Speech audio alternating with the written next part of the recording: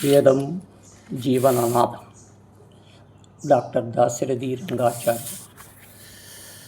ఆలోచన అమృతం, సంగీతమపి సాహిత్యం, సర్వస్య కుచద్వయం, ఏకమాపతా మధురం, అన్యదాలోచనామృతం.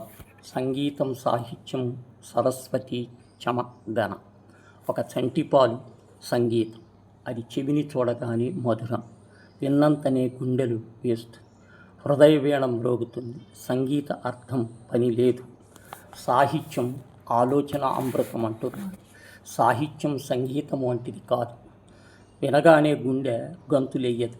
సాహిత్యాన్ని గురించి ఆలోచించాలి. ఆలోచన ప్రధానంగా కలదు. సాహిత్యాలోచన మధుపెత్తి అమృతం అందుతుంది.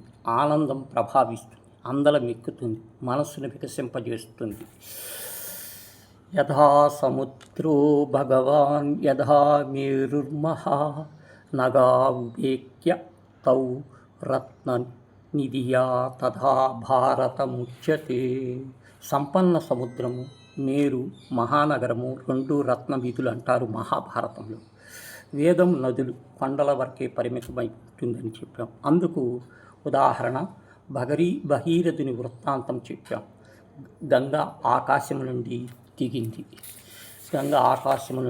దిగింది.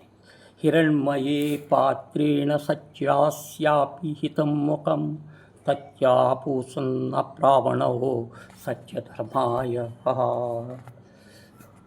భారతంలో గాంధీ గారు మాటొక్కటే కలిగారు.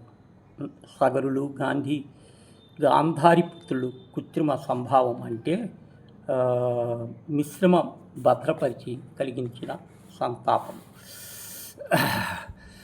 క్రోధాద్భవిత సంహో స్మృతులు విభ్రమ, శృతిభంశ దృప్తినాశ బుద్ధినాశ ప్రవణి, ఇష్టాకోయి చీసికే మర్నేసి మజుతాజ నహి, తుర్హం వన్కే రహే జాత నహి.